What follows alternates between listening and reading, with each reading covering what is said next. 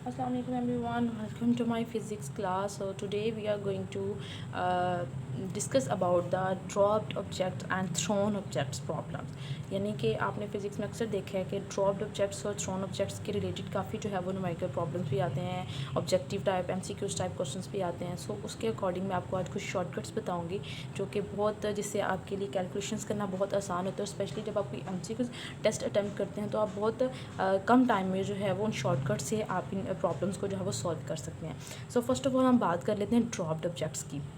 As you know that dropped objects mean जब कोई object जो है वो ऊपर से नीचे फेंका जा रहा है. तो जब भी कोई ऑब्जेक्ट जो है वो ऊपर से नीचे फेंका जाएगा तो उसकी जो इनिशियल वेलोसिटी है वो हमेशा क्या होगी, ज़ीरो होगी. सो वी आई उस केस में जो है वो ज़ीरो होगी. सो अब हम बात करते हैं कि उस केस में डिस्टेंस क्या होगा. सो डिस्टेंस के लिए आप अगर देखें second equation S is equal to V I T plus half G T square. चूँकि ग्रेविटी के केस में तो ए जो है वो जी बन जाएगा. अब यहाँ पे डिस्टेंस अगर हम देखें, इनिशियल वेलोसिटी तो ज़ीरो है, इट मीन्स दैट ये वाला फैक्टर जो है वो ज़ीरो हो गया. सो आपके पास जो डिस्टेंस है वो क्या आ गया, हाफ जी टी स्क्वेयर. यानी कि आप जब भी ड्रॉप्ड ऑब्जेक्ट की बात हो रही हो तो आप डायरेक्ट जो है वो इसमें हाफ जी टी स्क्वेयर वाला फॉर्मूला जो है वो अप्लाई कर सकते हैं. इससे भी फर्दर अगर आप इसको सिंप्लीफाई करना चाहें तो आप देखें जी की वैल्यू जो है वो अप्रॉक्सीमेटली जो है वो 10 लेते हैं. तो जब यहाँ पर 10 पुट करेंगे तो 2 की उससे कटिंग होगी तो 2 5 ज़ा 10 हो जाएगा. तो इट मीन्स दैट इससे भी ज़्यादा शॉर्टकट जो है वो ये बनेगा. तो यहाँ पे 5 आ जाएगा और साथ क्या आ जाएगा, टी का स्क्वायर. सो इसका मतलब है इस केस में जो डिस्टेंस है that will be 5t square. अगर आप कोई एमसीक्यूज ऐसे सॉल्व कर रहे हैं जिसमें आपसे ड्रॉप्ड ऑब्जेक्ट की बात की जा रही है और उसमें आपसे डिस्टेंस पूछा जा रहा है कि उसने कितना डिस्टेंस कवर किया, तो आप डायरेक्ट ये वाला शॉर्टकट जो है वो यूज़ कर सकते हैं, S is equal to 5t square. और ये इससे आपका न्यूमेरिकल प्रॉब्लम जो है वो बहुत ईजीली और जल्दी सॉल्व हो जाएगा. Next we have time to reach ground. अब यहाँ पे आपने ये बताना है कि उसको टाइम कितना लगा है ग्राउंड तक आने के लिए, यानी कि नीचे फाइनली.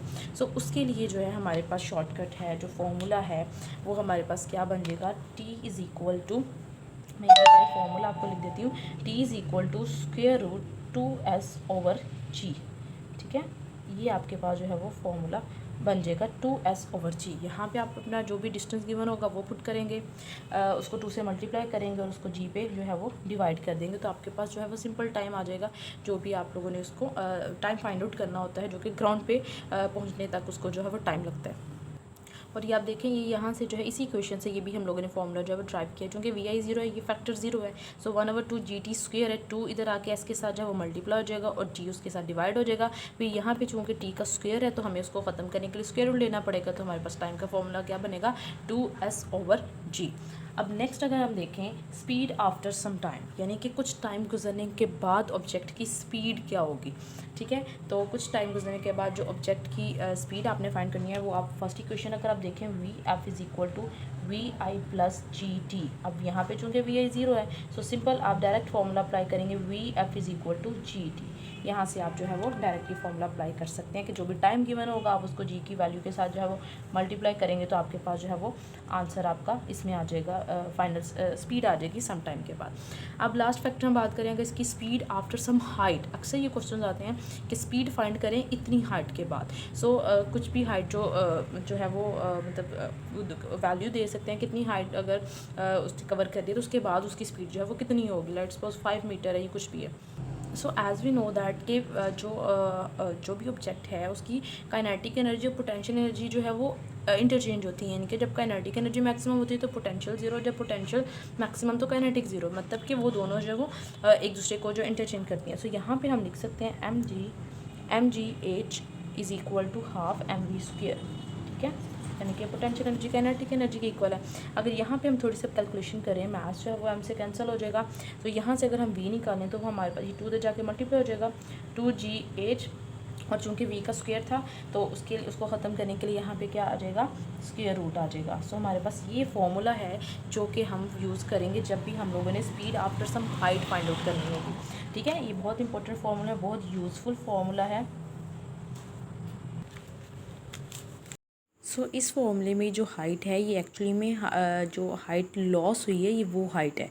सो आप यहाँ पे फॉर एग्जांपल अगर कोई आपको ऑब्जेक्ट दिया गया कि वो उसने 10 मीटर जो है वो डिस्टेंस हाइट जो है वो उसने कवर कर ली और 3 मीटर अभी जो है वो रहती है, तो आपने उसे पहले बतानी है, ठीक है, उसकी स्पीड उस हाइट से पहले। तो आप इनका जो है वो डिफरेंस लेंगे, 10 - 3 क्या आएगा 7, तो यहाँ पर आप वो हाइट पुट करेंगे जो डिफरेंस से आएगी, यानी कि 7, 10 - 3 7 आई है, ठीक है। सो ये हाइट लॉस्ट होती है, तो ये जो 2G फॉर्मूला है।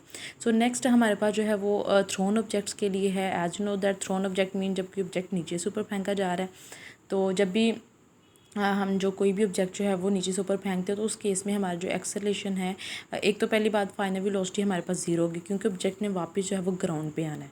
सो इसलिए हम यहाँ पे फाइनल वेलोसिटी जो है वो ज़ीरो लेंगे, ठीक है। सो अब यहाँ पे दो मैंने आपको जो है दो फार्मूलाज हम ड्राइव करें, एक तो time to reach maximum height और सेकेंडली हाइट अचीव्ड। सो सबसे पहले अगर हम बात करें कि उसको मैक्सिमम हाइट अचीव करने में कितना टाइम लगा है, तो उसके लिए हम इक्वेशन यूज़ करेंगे। First equation VF = VI - GT। अब यहाँ पे मैंने माइनस क्यों लगाया, बिकॉज जबकि ऑब्जेक्ट नीचे से ऊपर यानी कि थ्रो किया जाता है उस केस में जो एक्सेलरेशन है वो -G होता है, ठीक है। तो यहाँ पे हम एक्सेलरेशन इसलिए -G पुट करेंगे। और यहाँ पे ड्रॉप्ड ऑब्जेक्ट में एक्सेलरेशन जो है वो पॉजिटिव G होता है क्योंकि object towards the centre of earth जो है वो आ रहा होता है। अब यहाँ पे चूँकि VF 0 है तो हमारे पास इक्वेशन बनेगी VI = GT। सो यहाँ से अगर हम टाइम का फॉर्मूला निकालें तो VI/G, तो इसका मतलब है कि ये हमारे पास एक शॉर्टकट है कि अगर हमने मैक्सिमम हाइट के लिए जो टाइम फाइंड आउट करना है उसका फॉर्मूला आएगा VI/G। सो आप ये फॉर्मूला, ये शॉर्टकट जो है वो आप यूज़ कर सकते हैं इसके लिए। सो नेक्स्ट हम जो है वो हाइट अचीव्ड यानी कि जो उसने हाइट अचीव की होगी थ्रोन ऑब्जेक्ट ने, वो अगर हम लोगों ने कैलकुलेट करनी है तो उसके लिए हम लोग जो है वो यूज़ करेंगे थर्ड इक्वेशन जो कि है 2GH = VF² - VI²। Final velocity हमारे पास यहाँ पे 0 है, सो हम यहाँ पे 0 पुट करेंगे तो वो जस्ट -VI² होगा और यहाँ पे G की वैल्यू नेगेटिव। सो यहाँ पे जो नेगेटिव है नेगेटिव से कैंसिल हो जाएगा और यहाँ से अगर हम हाइट का फॉर्मूला निकालें तो VI²/2G। तो यहाँ से इसका मतलब है ये डायरेक्ट फार्मूला हम अप्लाई कर सकते हैं हाइट अचीव के लिए VI²/2G। सो ये थे कुछ शॉर्टकट जो कि आप यूज़ कर सकते हैं और ड्रॉप्ड ऑब्जेक्ट्स और थ्रोन ऑब्जेक्ट्स के लिए। Hope so you like this video and don't forget to subscribe.